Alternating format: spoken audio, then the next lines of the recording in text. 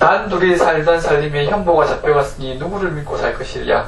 순이는 마음껏 울었다. 이런 때는 아이라도 있었으면 하고 생각하니 세상스레 현보 잡혀간 것이 슬펐다. 그러나 잡혀간 것은 하는 수 없는 일이고, 그래서 잡혀간 것은 하는 수 없는 일이고, 이제부터는 몇 해 만에 나오는지 나오는 날까지 혼자서 벌어 먹어야 할 것을 생각하고 순이는 한낮이 겹자 숯가마로 갔다. 순이는 전에 현보가 하던 모양대로 도가를 들어 장작을 패고, 도끼를 들어 장작을 패고 틈틈이 겨울 준비로 도라지 고사리 같은 산나물도 캐보았다.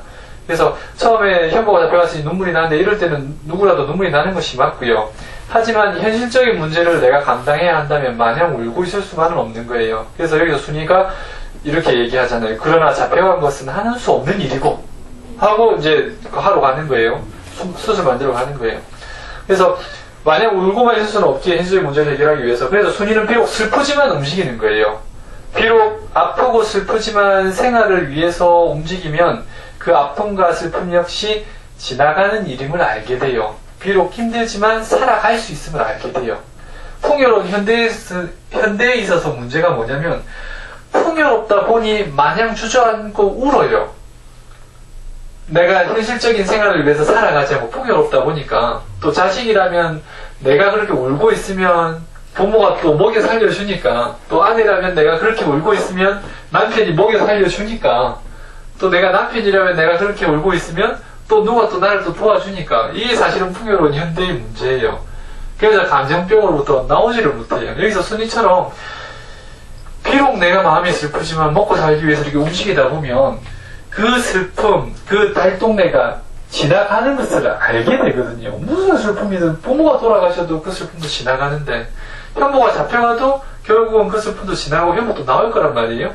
그래서 움직이다 보면 시간은 가고, 시간이 가면 시간이 이야기라서 해결되는 것을 체험할 수가 있는데, 풍요로운 현대의 문제는 뭐냐면 내가 그냥 울고 있으면 요즘은 또 잘 알지 못해가지고 뭐요, 아이고 그렇게 뭐 슬프겠다고 위로만 해주지 무엇이 현실적인지 정확하게 말을 못 해준단 말이야. 아는 사람이 없으니까. 저한테 오면은 그러함에도 불구하고, 슬픔에도 불구하고 자기 할 일을 최소한의 할 일들을 해나가야 벗어날 수 있다고 이야기해 주지만, 위로하고 위안하고 감정적인 어려움을 자꾸 없애려고 그러고 뭐 이런 식으로 하다 보니까 더 어려워지는 거예요. 마음병이 증폭이 되고 커지고 벗어날 수가 없는 거죠. 그래서 풍요로운 현대의 문제는 풍요롭다 보니 그냥 마냥 주저앉아 우는 거예요. 주저앉아 울면서 지나가길 바라는 거예요. 이 슬픔이 없어지길. 결코 안 지나가죠.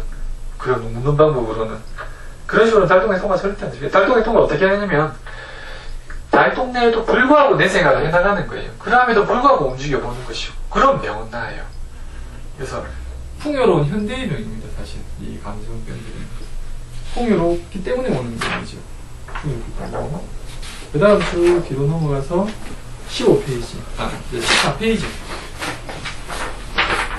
14페이지. 이 실제 순이가 어떻게 그 남편이 잡혀간 그러한 마음의 고통을 넘어갈 수 있는지. 이거 14페이지. 오른쪽 밑에서 네 번째 줄. 순이는 낮이면 산나무를 하였고 밤이면 성황당에 지성을 드리면서 그날을 보내었다. 현모가 잡혀간 뒤로는 숯을 한가맣고 슬픈이었다. 순이는 저녁에 집에 올 때처럼 쓸쓸한 적이 없다. 집에 돌아오면 혼자 있으니까 생각이 나죠. 늘 같이 있던 집에. 다른 때 같으면 현모와 함께 돌아와서 저녁도 마주 앉아 먹을 터인데 이제는 혼자 오독하니 앉아 먹다니 밥이 목구멍을 넘어가지 않았다. 그럴 거예요, 그죠? 순이는 나무를 하다가도 숲속에서 장기와 까투리가 서로 꾸덕거리며 희롱하는 것을 보고는 문득 현모 생각이 머리에 떠올라 한참 우두커니 서서 지나간 일을 해고해 보는 것이었다. 그럴 거예요. 그 다음 보세요. 그러나 숲속에서 깨꼬리가 울고 뻐꾸기가 울고 미라구리가 울고 할 때에는 순이의 마음은 평화스럽고 도끼를 드는 팔에도 힘이 넘쳤다. 산에만 오면 순이는 어머니 품속에 안긴 것처럼 마음이 듬뿍하여 온갖 새들과 함께 노래 부르고 싶었다. 새들의 노래를 들을 때에는 순이의 마음에는 슬픔이라고는 손톱만큼도 없었다. 나무가 무성히 자라고 새들이 노래 부르는데 순이의 가슴에 검은 구름이 있을 데가 없었다. 그래서 집에만 있으면 앞에서 목구멍이 넘어가지 않고 힘들고 이러한 상황을 벗어나지 못해요. 먹고 살기 위해서라도 밖으로 나와가지고 움직여야 돼요. 그러면 순이처럼 순간순간 그 답답한 생각에서 벗어나는 것을 느끼게 돼요. 그러면서 달동네를 통과할 수가 있는 것이죠. 그래서 우울과 괴로움이 잠시도, 한시도 떠나지 않는다는 것은 어떻게 보면 자신이 그걸 자꾸 놓지 않고 있는 거예요. 내가 집에 푹 처박혀가지고 나는 우울과 괴로움과 함께 살래 하는 것과 똑같아요. 밖으로 나와야 돼요. 밖으로 나오고 일상으로 복귀를 해야 돼요. 그러니까 아픔의 시간이 있어요. 예를 들어서 사랑하는 사람이 죽었다. 부모님이 돌아가셨다. 그러면 부모님이 돌아가신데 바로 그래 그건 현실이니까 인정하지 뭐 하고 바로 다 그건 아니에요. 지금 옛날에도 부모님 돌아가시면 3년상 해가지고 마음으로 슬퍼하는 기간이 있잖아요. 그런 기간은 필요해요. 사람이니까 사랑의 기쁜 만큼 이별 후에 그 슬픔이 얼마나 크겠어요. 그 애도의 기간이 지난 다음에는 그 적절한 애도의 기간이 지난 다음에는 일상으로 돌아와야 돼요. 그래야 내가 벗어날 수 있어요. 그렇지 않고 마냥 잡고 있으면 그건 내 삶을 때리는 길이에요. 뭐 부모님이 돌아가셨을 때 부모님도 그걸 원하는 건 아니에요. 그래서 여기서 순이처럼 집에서 있으면 그렇지만 이제 밖으로 나와서 생활하다 보면 순간순간 내 마음에 먹구름이 거치는 걸 느끼거든요. 아 그래 그게 이제 낫는 거예요. 그래서 우울증이 있다, 너무 마음이 감정적으로 괴롭다, 그러면 이제 나와야 되는 거예요.